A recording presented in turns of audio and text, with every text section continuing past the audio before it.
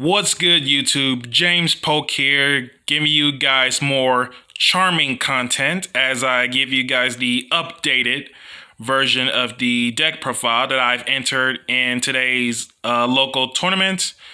Record was X11. The two wins were Salamangreats and Red Dragon Synchro. And then the one loss was against Pendulum Magician. And then the one tie, it was off from the Invoked Shaddoll. So without further ado, let's get to it. So starting things off, Osa, Hita, Area, and then win 4 of them just for the names. 2 Lunas, Nefarious, NRA Fire, 2 Gigabytes, and 2 Ren Ryu. I felt like this is literally the correct animal ratios to play. 1 Earth, 1 Fire, 2 Water, and 2 Wind. No more than 1 for the Earth and Fire, and no less than 2, because for the water and winds destruction effects, they're not once. And then at the same time, it's where, like, if I'm in a pretty good position, I should be able to special summon any one of those pseudo bricks, depending on the move. They're technically bricks because you never really want to draw those cards. But at the same time, it's where if I see at least 1 in hand, and along with any natural extenders, I could just tribute summon one of the awakenings. Sure, they won't get their tribute summon effects off, but at the same time, it's basically pretty much to get over most monsters under 2,000. And then, in retrospect theory about the bigger awakening animals, Reaper got Gigabyte, came through twice. Wind is super insane. And then the Fire one, the special summon condition came through once or twice throughout the whole tournament. At the same time, the card literally doesn't do anything if they either do not have a face-up monster or just not at all. And then the Magistus engine, not changing anything. Zorua, Crowley, and Rilliona. Zorua wasn't seen for a weird reason until the last round. And then Crowley, the card's dumb, in one of the matches where I had Crowley become a win, make Chidori, and then keep the pressure going onto my opponent. And then Rilliona, the card is super decent enough for a Crowley fodder when it comes to the discard. But the relevant effect is the part where while she's in the grave, you pretty much banish her to have a Magistus monster you control to re-equip. So mainly for Zorua for the constant synergy, which is so insane. And then Injection Lily, this card came through at least once or twice. And then Lila, this card is insane. She came through all the time for some spell trap spot removal. And then spells, Call by the Grave, Instant Fusion, Mind Control, Monster Reborn, Raigeki, Terraforming. This card was dead only 2 times throughout the whole tournament, but everything else was absolutely fine. And Call by was not seen all tournament long, unfortunately. Grand Spirit Art, this card came through all the time. Awakening Possessed, this card came through. And Fairy Tale Tales, this card came through as well. So basically the Charmer spells, it's basically pretty much the Holy Trinity. Mandatory monster negate the first time, it doesn't care where, as long as you have a spellcaster with 15 defense. And then the Awakening draws you a card when it comes to spellcaster that is normal special, that is 1850. And then Fairy Tale Tales, you don't take battle or effect damage the first time, as long as you have a spellcaster with 1850 beats. And to top things off, with Fairy Tale Tales, double summon of a spellcaster with 1850 attack. So basically, if you get the Holy Trinity set up full of spells, you're in a commanding position on the spot. And then Pot of Avarice, this card came through all the time. And then triple Dark Rulers. The card is too good, but the only thing it sucks is not killing your opponent off from the Greater, which is... I expected myself more, honestly, though. But otherwise, the list of spells is fine. Some may wondering why no Spirit Charmers, and then as you notice, no Harpy's Feather Duster. Feather Duster is a side deck, and then Spirit Charmers. I really think that card, to me, in my honest opinion, it's straight up terrible because Ash Blossom is a card. You lose your resource gain, and you cannot come back from that. And then traps, no changes for the traps, which is 3 partnerships, 1 unpossessed, and 3 evenly matched.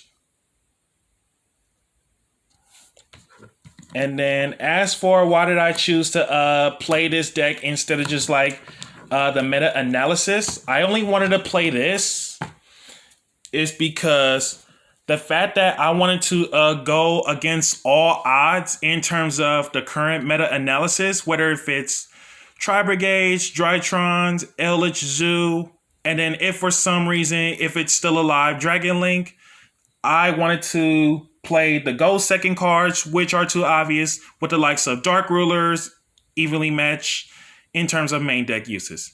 So I thought to myself, you know what? Let me break this deck down, adding in some engines, staples, Ghost second cards, and to see how consistent as it should be.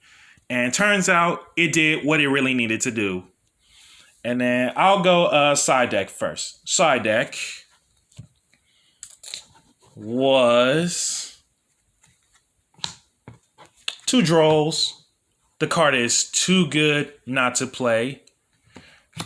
2 Ghost Bell. This is the free of the easiest matchup against Salad and Eldritch. 2 Imperms. Unfortunately, did not see Imperms all tournament. Same goes for the 2 Sphere Modes. And then the 1 Artifact Lancia, and then the 1 Cosmic Cyclone. One seems random between the Lancias and the Cosmic Cyclones, but the 1 random Cyclone is for mine, and then the 1 random Lancia, that is for blocking off the Invocation early game on, alongside versus Dinosaurs, with the likes of Seeing Mist, and then anything that deals with banishing stuff is pretty much dead on the spot. And then Pengertops, Konami, like, put the card back to 3 at the very least. Harpies.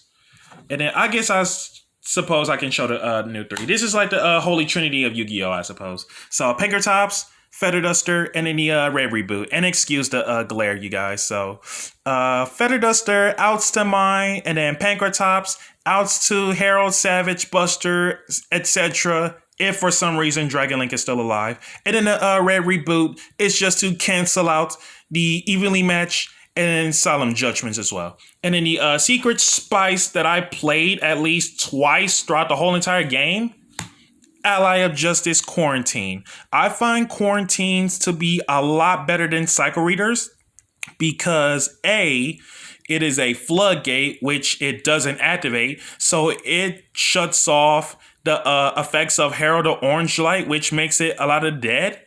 And and as for the Quarantine, if you guys don't know what the card does, as a level 4 Dark Machine with 17 attack to 100 defense, it simply states no one special summon light monsters. So shuts off Drytrons way too hard because the only thing they can get out of this mess, not counting spell trap spot removal, is that they gotta have the normal summoned Diviner of Herald, sending in the Entis, and then it's pretty much long gone with the Quarantine. But the real reason of signing it in outside of the Drytrons, which is the easiest thing ever, is that versus Invoked Shaddoll, which was one of the matchups I've been through. It turns off the linking into Artemis, and then the fusion summons of Construct. Same goes for Invoke Macabre. And if anyone ever asks me, does it really hurt in terms of making link monsters that are light to block off? The answer is no. Because the Quarantines is specifically cited against Drytrons. So it makes their hand and grave effects pretty much dead. Same with the Herald of Orange Lights. And the FPs, Lunas, and the animals are basically big beaters. And then one card you didn't see, or a couple cards. Ashes, Cypher and Gammas, and Effect Veilers. I really don't think those hand traps doesn't do enough for me right now in this current meta. Like the fact that you hand trap them, they tactics you, and either rip away another hand trap, or they could just use it as an extender. And then if they chose to draw the cards, and if they have any leftover natural extenders that was never used that same turn, I was legit never going to win that game anyway from the start of all this. So I find this side deck list to be 10 times better at the same time as I really thought.